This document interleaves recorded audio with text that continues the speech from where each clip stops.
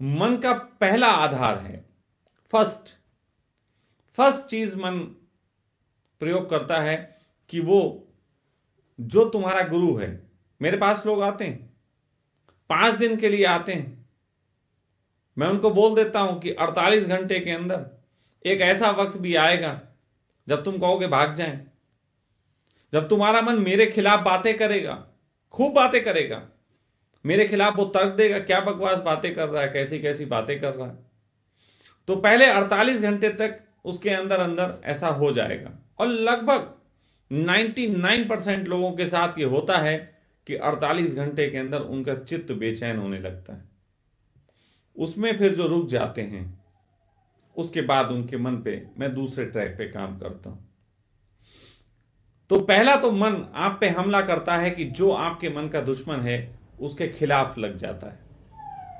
बहुत से लोग इससे गुजर जाते हैं, बड़ी अच्छी यात्रा में पड़ जाते हैं, लेकिन उसके बाद मन दूसरा अटैक करता है, और दूसरा अटैक करता है कि यार तुम्हें हुआ क्या है, तुम क्या कर रहे हो, सब बकवास बातें हैं, इनसे तो कुछ होता नहीं।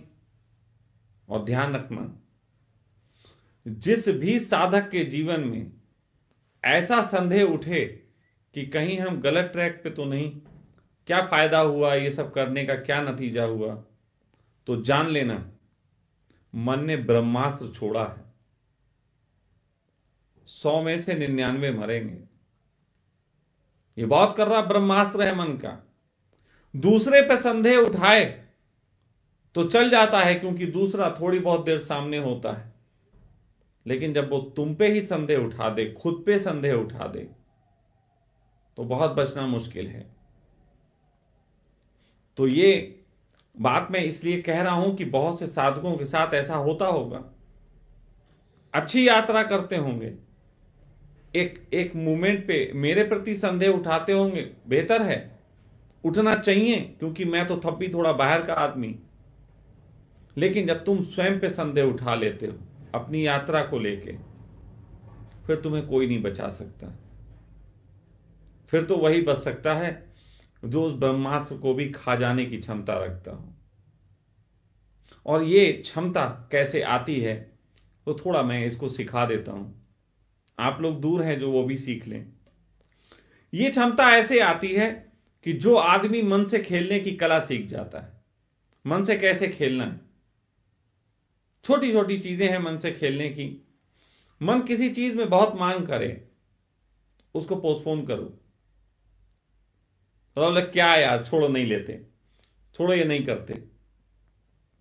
मन के साथ ये प्रयोग करने के लिए तुम कभी कभी अपनी इंद्रियों को भी प्रयोग में शामिल कर सकते हो। दुनिया में पहली बार जापानी तकनीक और भारतीय चिकित्सा ज्योतिष के माध्यम से सखा वेलनेस कर रहा है गंभीर से गंभीर बीमारियों का इलाज।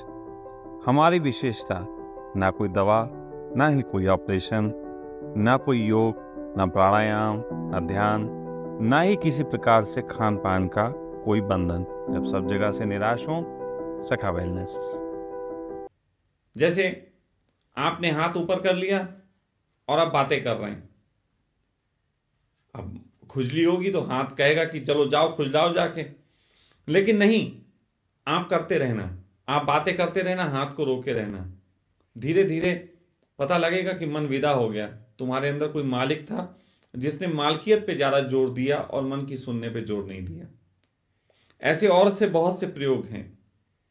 मेरे साथ एक प्रयोग घटता था, बनिए का बच्चा, तो बड़े प्रयोग घटते थे। लोग मुझसे कहते हैं स्वामी जी आप इतने आराम से कैसे बैठे रहते हैं, जबकि आपको तो बहुत बहुत प्रयास और बहुत सब चीजों में शामिल होना चाहिए। मैंने अपने 20 साल में कोई कभी बहुत मेहनत नहीं की किसी चीज के लिए। हाँ, आप तक अपनी बात पहुंचाने का बहुत प्रयास किया, आप समझ जाओ इसके लिए तो बहुत प्रयास किया, बाकी कोई मेहनत नहीं की, अर्थ के लिए और सब चीजों के लिए बहुत मेहनतें नहीं की।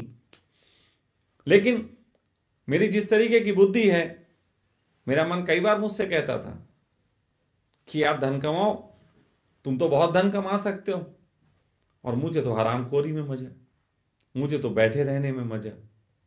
लेकिन अगर मैं कहूं नहीं, मैं यार नहीं, कुछ करना नहीं चाहता, तो आप क्या समझते हो, इससे मन भाग जाएगा? इससे मन से आप जीत जाओगे?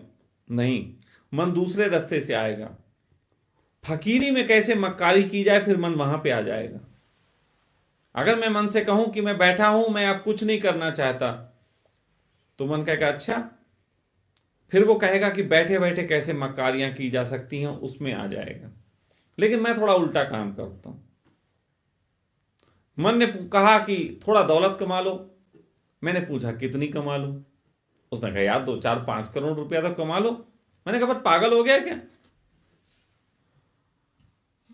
तो मन कहता है मतलब? मैं कहता हूं मैं कम से कम 1-2 लाख करोड़ रुपया कमाऊंगा। मन खुश होता है, अरे वाह, 1-2 लाख करोड़ रुपया, अच्छा तो कमाओ, प्रतीक्षा करो। इतना बड़ा प्लान इतनी जल्दी पूरा नहीं होता। 1-2 करोड़ होते तो जल्दी पूरा हो जाता, मैं कर सकता था। लेकिन इतनी बड़ी कमाना है, थोड़ा प्रतीक्षा करो, मैं प्लान तैयार कर रहा हूं। मन खुश होता है, अंदर से अंदर बड़ा खुश होता है, बड़ा प्लान तैयार हो रहा।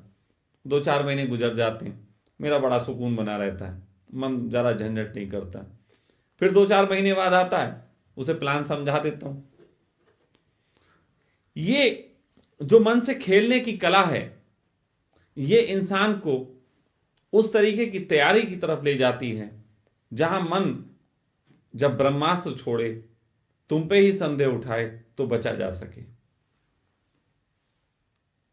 ये जो बात है अंदर के श्रम की, इसके लिए एक आश्रम के माहौल की जरूरत पड़ती है जहां आपके मन से मैं आपको खेलना सिखा सकूं।